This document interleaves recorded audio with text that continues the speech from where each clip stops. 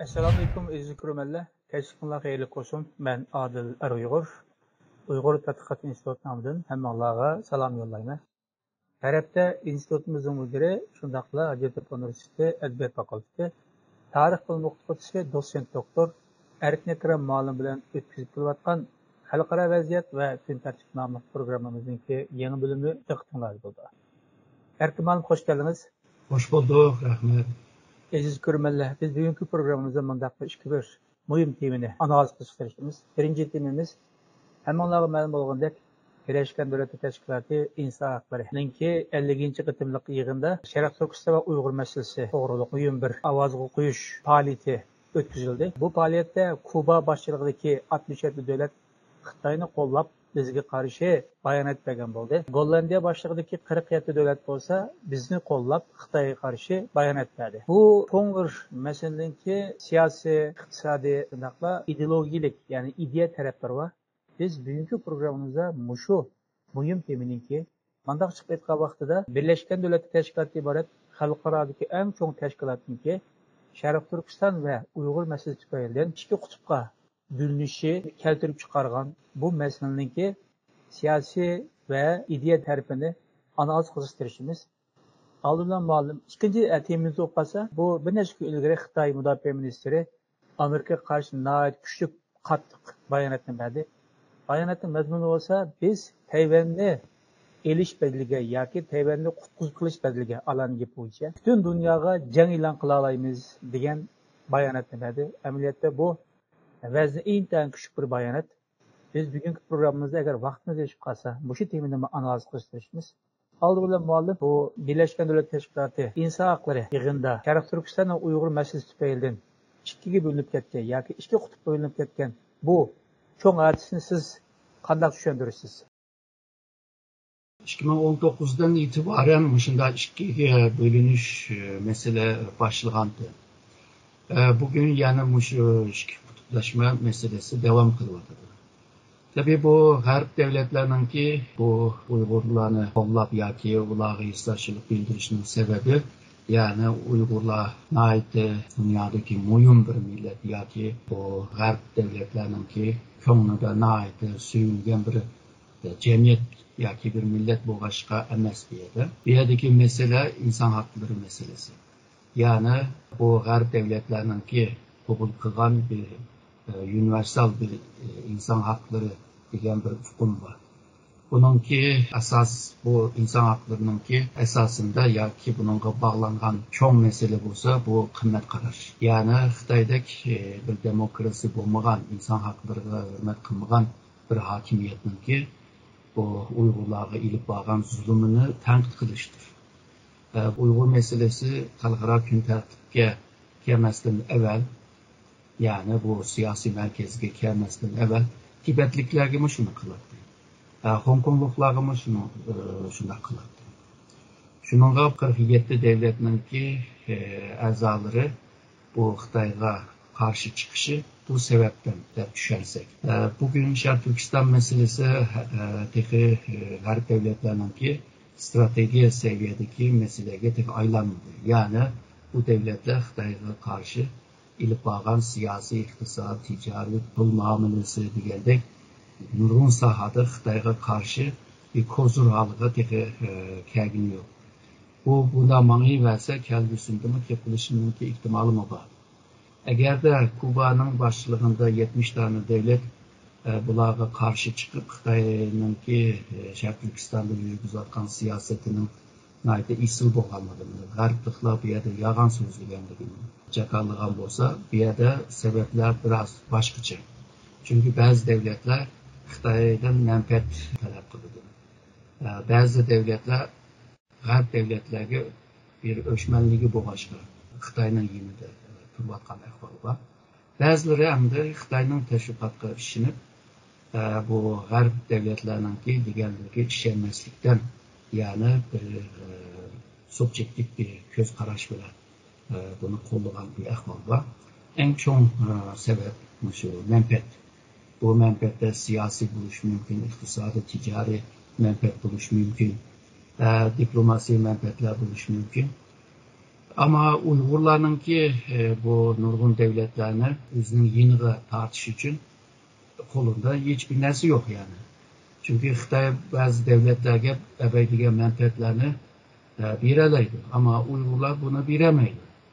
Şunlara Uygurlarınki bu Birleşken Devletler Teşkilatı bu insan hakları bağlamında bu asanlık millet meselesi yığında yalnız bir şeye bir küreş kılıp geliyordu.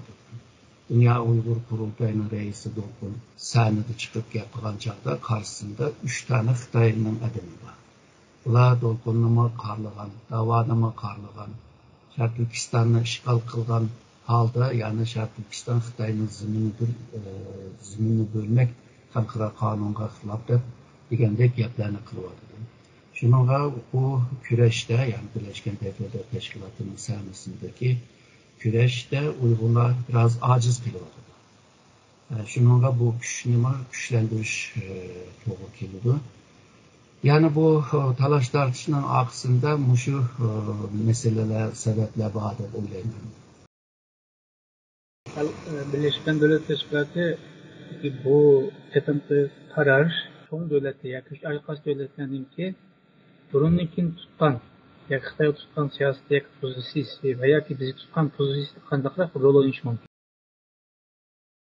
Bu 2018'den beri Xitay tarafı şu Şark Türkistan meselesini halkının siyasi gün tertipke ekilişte naiti bir ara. Buna karşı çıkış için nurgun devletlerine yeniye tatıp bununla karşı çıkmadı. Karşı çıkanınkin her tarafı bununla karşı çıkış için ulama 2018'den beri Şark Türkistan'da yürütülen zulüm siyasetinin nurgun malumatları, ücretleri oturup çıktı. Muşnunla tayinip durup Xitay'ını tanqid qilishga tirishyotir. Xitay bo'lsa samchatdagi ko'pchilik bilan 70 son bilan 48 sonni bosiman deydi. Agarda mushunaqla davom qilgan bo'lsa, kelgusida bu qimmat qarashlari chetda ikki tarafninki kurashlari yana bir mezgil davom qiladi deb o'ylayman. Toki Xitoy shu Sharq Turkistonning siyosatini o'zgartgan vaqtida balki bir tuzlik qilishi mumkin, ama hazırki bu peytde olup mu Xitay Garip kıymet kararlarına karşı boğanlığını ve o kıymet kararlar Xitay'ınki hakiki vaziyetke mas kemigenliğini dep turup karşı çıkmadı. Karşı çıkış tabii bir ahvalda her iki tarafının birbirine karşı çıkış için malumatlarını ve şundakla bu bazı hüccetlerini oturup koyup durup birbirine tanqid qiladi.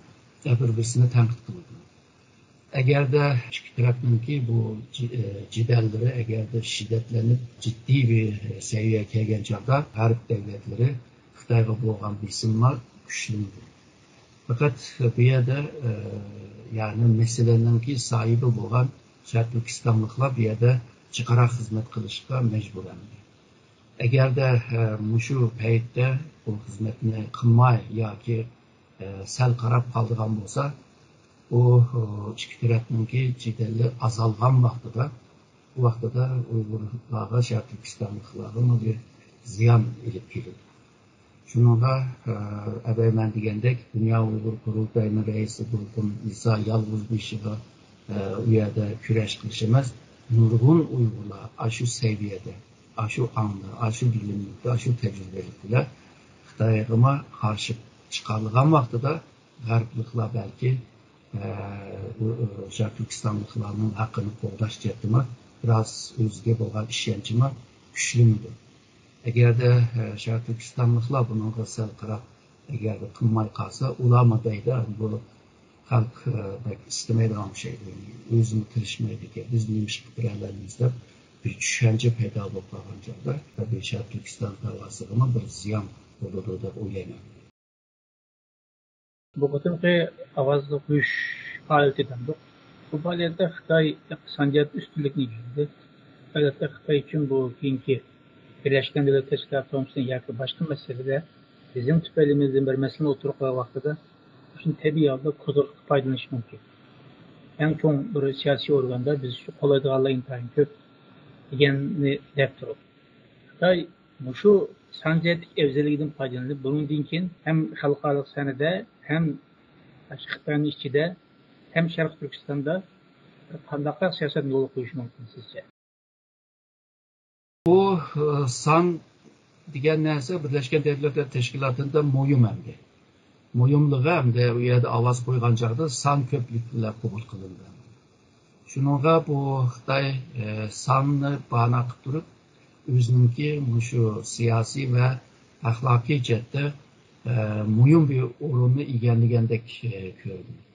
Halbuki bu dunyoninki siyosiy iqtisodiy meselelerini belgilaydigan aslında əbəqə degan 47 devlet.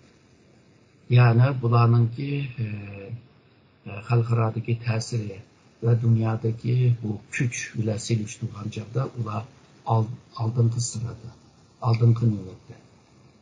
Ama bu san meselesi bu başka Xitay bir yerde biraz faydalanıp vardı. Şununla bu 70 devlet Xitay'nınki ilip bağlan, Şərq Türkistan'da ilip bağlan siyasetinin toğru bağlanlığını qollab bəgənligi Xitay'a mı bir özgü bağlan işəncini köpəytib yürüdü. Bu özgü bağlan işənciyle Şərq Türkistan'da yürüdüzüatkan besin siyasetini devam kılalaydı. Çünkü şunu diyelaydım. Uygurlar Müslüman ama Müslüman devletler hemisi Beijing'i kollaydı. Şərq Türkistanlıklar Türk halkı ama Türk dünyası mı Xitay'ını kollaydı. Şu işini şu g'arbliklar g'ayri niyet bilan, yani Xitayga bo'lgan ko'z qarashdan tepayli g'ayri niyet bilan bu ishni ilib beradi. Shuningga bu yerda adolat yo'q, bu yerda qo'sh o'lcham bor deb buni bana qilib turib, ham g'arbliklarga javob berish uchun tirishadi, ham da Sharq Turkistonda bu besim siyosetini devam qilish uchun bir imkon yaratib bergan bo'ldi. Biraz ummalım dep öttünüz sizler. Birleşken Devletler Teşkilatı İnsan Hakları Komitesi'de şu yalğız bizimki girişki nüfuzluk adımımızı küreş batıdı. Bu yetmeydi dediniz. Yani başkalarının bu sebeple koşulmuş gerek. Başka teşkilattan koldan gelişse hareket kılıp tümümüzdeki yolluk platformunu ortaya koyup şu dairede payet koşulmuş gerek dediniz. Çünkü konkret şöyle programımızın çünkü Birleşken Devletler Teşkilatı'nın bu İnsan Hakları Komitesi'ndeki umumi fonksiyonu daha da kayadan kaya geçiyor. Eğer şu komisyondan faydalansak biz dava için kandarlık faydalarını ilip yıldı. Şu bir net misal öyle. Bize hala peygamber olsun. Birleşken Devletler Teşkilatı'nda nurgun komitesi var. Bu nurgun komitede de hem komitetinden ki malum zamanlarda ulanın kimi jığınları bulundu. Üyede Şərq Türkistanlıklar, üyede bazı komitede küreş kılış ya ki özünün hakkını qoğdaş üçün üyege baramıqaşlar, nurgun komitetinden ilinğen kararlar bazen bizgime bir faydası olmaydıgan bir kararlarını çıkıp biliş mümkün. Şununla bu bağ komitetelerge kirip özünün hakkını eşede qoğdaşqa toğru kildi. Ama adam yetmigeçke şu muhim komitetelerde faaliyet ilip veriyordu. Birleşken Devletler Teşkilatı İnsan Hakları Yüksek Komiserliği bu Birleşken Devletler Teşkilatı'nın komitelerinin arasındaki muhim ve təsirlik bir organ. Bu Amerika bir mezgil bir yerden çıktı. Ve bu komitetin normalde şu kıtalara karab sanla verilgen. Ve şundakla bu Xitay'ını kollaydıgan bu 3. Dünya devletlerinin ki sanı köperek bulundu. Şununla bu yerde bir karar iliş, talaş, tartış, münazara kılış degen jarayonda bu Xitay'ını kollaganlar köperek çıkan takdirde malum bazı karar iliş to'g'ri kelsa bu son jettin degan vaqtda ovoz jettin degan joyda yetmaydigan bir ahvol bo'ldi. Shuningga bu Sharq Turkistonliklar xalqarada misal bir devlet bo'lmag'achqa uningki siyosiy, harbiy, iqtisodiy, tijoriy pulmonimiz degandek jetda kuchi bo'lmag'achqa bu Birleşken Devletler Teşkilatı kurash qilishiningki muhim bir sahnasi. Agarda bu sahnada bu kurashni ilib boramagan taqdirda tabii ki bu siyasi jihatdan haqqini qo'g'dash jihatdan Sharq Turkiston xalqining taqdirini qo'g'dab qilish jihatda ojiz kelib qoladi. Burungu teki bunda imkanlarda mı yok. Yani Şarkı Türkistan teşkilatlarını, Birleşken Devletler Teşkilatı'nı almaydı. U yerge kiremigen ki ularning yig'inig'ima qatnashishmi qiyin. Hozir hamda 2018'dan keyin vaziyatlar o'ngshadi va Şarkı Türkistanliklar nurg'un yerlarga, nurg'un komitetlarga kiralaydigan, u yerga dardini anlatadigan bir holga keldi. Ama hozirgacha teki buniki avval degandek Samcat'ta bizning kuchimiz yeterlidan boshqa bu dertlerini anlatıştığıma biraz kamçılık kılıvadı. Malum bu temimizi mundaq bir sualla axırlaştırsak, sizin davamlıq mundaq bir mühim noktasını təkidləyəsiniz. Dünya Şərq Türkistan yoki Uyğur meselesi tüpəyli iki kutuplu bölündü de. Bu əməliyyat vəzni var, məzmunu intayın çoğunqur. Bu da dava noktasına ait ehemmiyetli bir söz deyip bunu davamlıq təkidləyəsiniz. Bu için bir kısaca bir düşündürüp bəyan olsanız, bu temimizi axırlaştırsak. Bu dünyada 200'den çok devlet var. 194'ü, 93'ü Birleşken Devletler Teşkilatı'nın azası. Bu cihanda iktisadi güç ile ölçügende en altıda kelgen 20 devlet bu dünyanın iktisadi gücünün %80'ine temsil kılıyor. Bu 20'nin içinde Xitay nöbətləri. Bularınki meselelerini hal kılış, ya ki bazı meselelerini münazara kılış, cette şu Birleşken Devletler Teşkilatı sahne bulundu ki bu 1945'te bu teşkilat kurulgan vaxtıdama muşu məqsədlər kurulgan. Yani cidəllərini, uruşlar, canlı uruşlarını tinçlik yoluyla, münazara, müzakere, diyalog yoluyla hal kılış için bir sahne teşkil kılıngan. Şununla bu dünyanınki nurgun meseleler, yalnızlar degen siyasi, iktisadi, ticari kurmamız emas. Yani mağripten ayallarının hakkıdır. Medeniyet, teknoloji ve ballarınki hakkını qoğdaşacak nurgun sahalar var. Bu sahalarda devletler bir yerde özününki göz qarashlarını, tənqidini ve qoğduğan temelerini müşahede sözler kılıdır. Şununla bunda bir sahne eğer de Şərq Türkistanlıqlarını da iki kutupqa bölünüp qalğan bolsa, demek ki Şərq Türkistan meselesi dünyanınki en çok siyasi meselenin biridir. Biz dünyada nime meseleler var bu degen gapni sorğan vaxtıda misalga hemen isimizi bildiren Filistin meselesi var.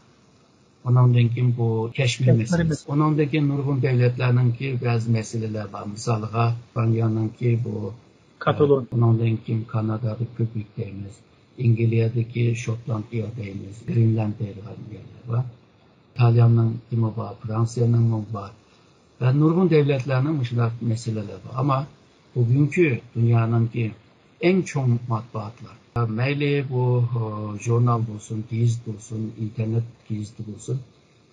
Daim Şərq Türkistan meselesini köreleyimiz. Ama onun yine de ebeymen degen meselelerini pek köremeyimiz. Öz vaxtıda Tibet meselesi var, mışlar gün tertipte, halkara gün tertiptedir. Ama hazır Uygur meselesi bunda bir yere geldi. Hem de dünyanı ikiye ayrılan bir meseleye aylandı. Çünkü bu mesele yaman çoğun bir mesele. Yani Uygur tarihindeki çeteldeki ilip bağın davanınki en çoğun bir terakkiyat. Bunda çoğun bir terakkiyatını yetekleş ve başvurup miniş onay bir iş emez. Uygurlar için de olduğunu. Çünkü Uygurların ise de yetişken tecrübesi boğan adamlar köpeygen siri əbəbi degen siyasi sahnede onun mümkün özüne hakkını qoğdayalardan halığı kirələydi. Navadı deyili, vəziyyət özgerdi. Əbəbi degen iki kutuplaşmama astaslar suslaşdı, yaki astaslar tügeçti. Bu vaxtda da Şərq Türkistanlıqlarının ki Xitay ilə küreş qıldığan xalqaranın istatçılığına qolda düşürdüğün onda bir işlemi tügeydi. Tüygen vaxtıda hem de xalqarada davanı ilip bir işinin ki bazı tosaqlar mevcut olur. Bunda bir peytdə pek qiyin bo'ladi. Shuningga bu fursatni qochirmaslik lozim. O yaratgan vaziyatdan nayte yaxshi foydalanish lozim. Aqlli ve ustalık bilan foydalanish lozim ve netijaga erishtirish lozim. Netijaga erishgan narsa qoladi degan gap. Qoladi degan gap bugun qoladi, ertami yani bunu ishlatgili bo'ldi degan gap. Agarda qolmagan bo'lsa, ertaga bunu ishlatgili bo'lmaydi. Bunga shu fursatni qochirmaslik lozim. Bunda bir nimetni kaçırmaslık lazım. Tirişiş zörür hem de Türkistanlıklar için bir zörür bir mesele. Ezgürmel vaktimizin bahadır. İkinci tema öteyle. Muşayinin ki 13. günü yani hata açmasam bu aldığımız geçen günü Xitay Müdafiə Ministeri Amerika to'g'ri nayt keskin egri bayon etdi. Yani muşundaq dedi.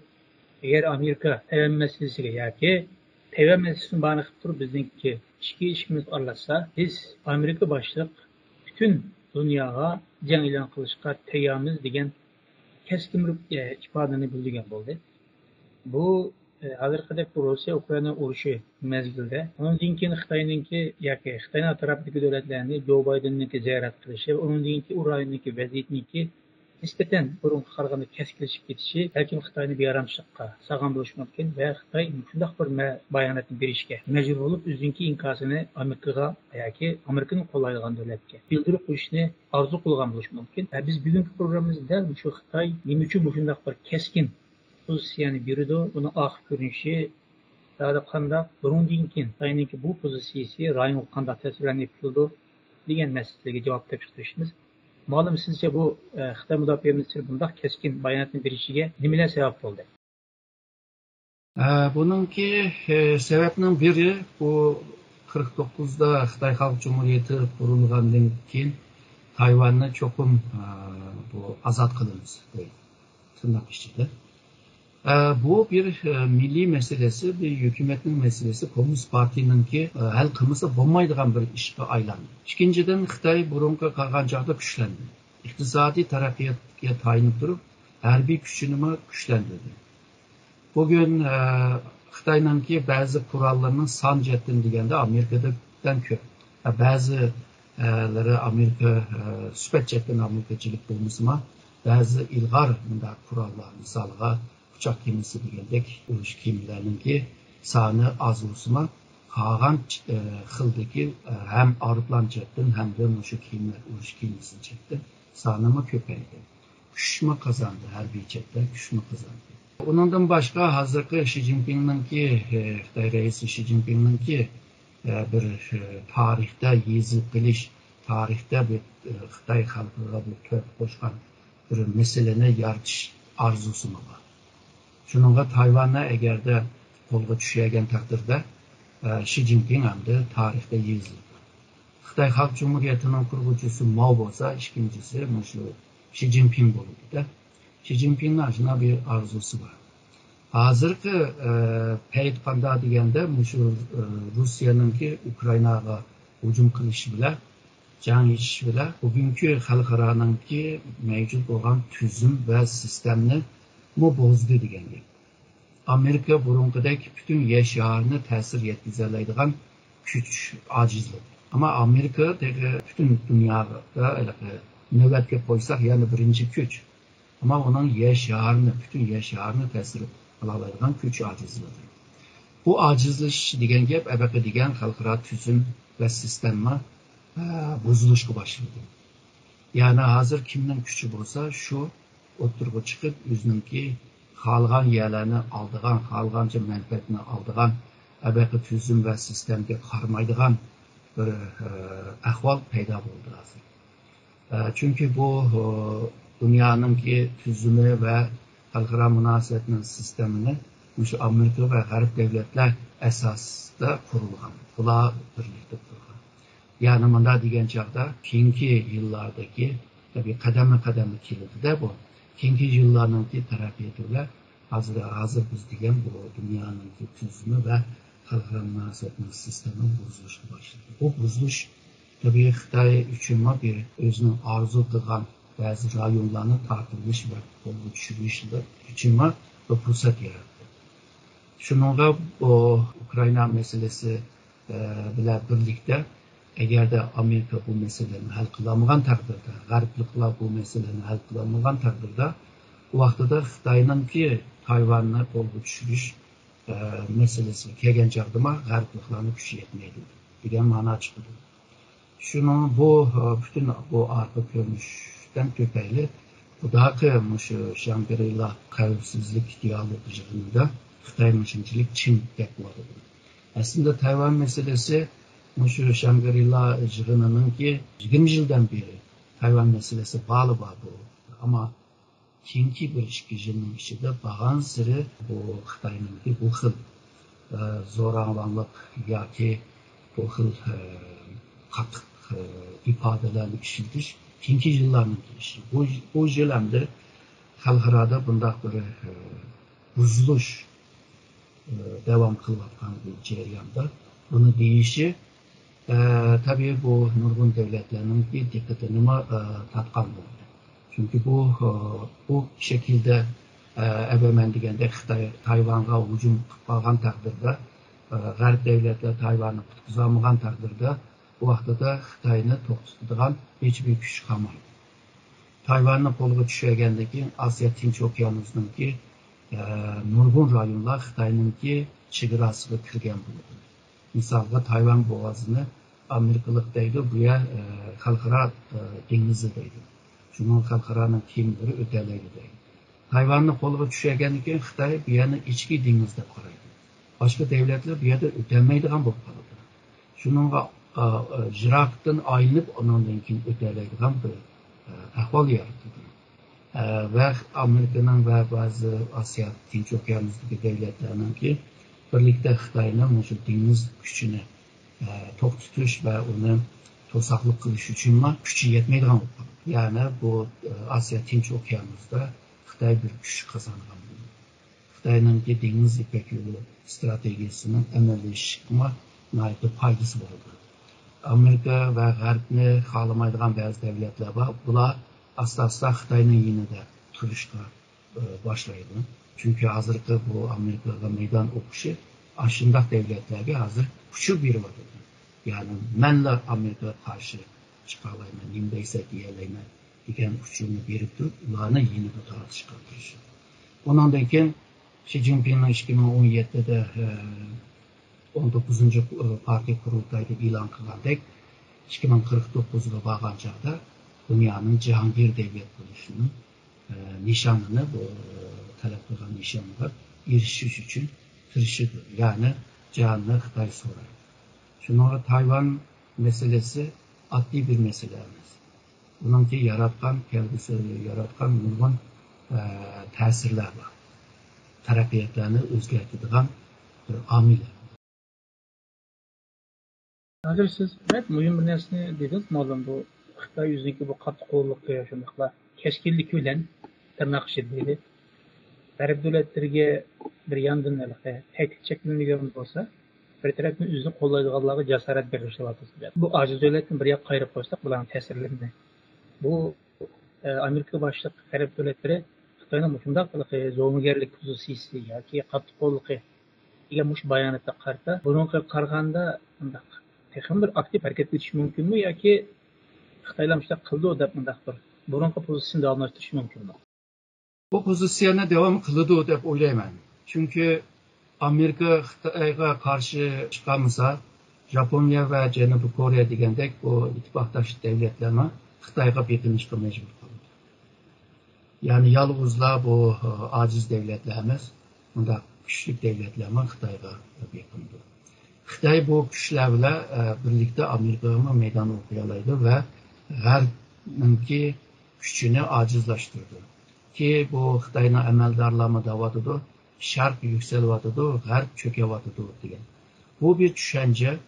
Uni amallashtirish uchun Xitoy hozir shu G'arbga qarshi qattiq siyosatni, kuch hech bo'lmasa gapda bo'lsa, kuch siyosatni ishlatib turib, o'zininki shu o'tirib qo'ygan nishonga erishish uchun tirishib kelyotidi. Shuningga bu pozitsiyani o'zgartmaydi deb o'ylayman. Qachon o'zgardi deganda Misalga Amerika ve Xitay kelishib oldi, chiqishib oldi deylik, ehtimol. Yana bir senaryo bo'lsa, Xitoyninki ichida ba'zi masalalar chiqib, bundan keyin Xitoy ajizlashib qolib, G'arbga Amerika maydon o'qiyamaydigan holatga kelgan chog'da Tayvanga bo'lgan isinma ajizlaydi. Hozir misalga Tayvan bir davlat emas. Davlat bo'lgan bo'lsa, bu xalqaro qonunga xilof qilgan bo'ldi Xitoyning hozirgi gap so'zlari. Bu devlet bo'lmag'achqa Xitoy hozirgi pozitsiyasini davom qilishga bir sabab bo'ladi. Chunki u mening yerim. U ham bir davlat emas. Birlashgan Davlatlarning a'zosi emas. Shuningga xalqaro qonun uni qo'g'dayamaydi. Shuningga bu hozirgi siyosiy kuch xalqaroda tikilgan inovati bor. İqtisadi kuch, harbiy kuchi va g'arb cho'kayotidi, sharq yuksalyotidi degan anglamalar bu qattiq siyosetini devam qiladi deb o'ylayman. Biz bugünkü programımızda Birleşken Devletler Teşkilatı İnsan Hakları Komitesi'nde Şərq Türkistan ve Uyghur meselesi doğruluq 2 kutup deyil. Yani 67 devletninki Xitayning qo'llab bizga qarshi. Birlashtirishi shundaqla 47 devletninki bizning qo'llab Xitoyga qarshi.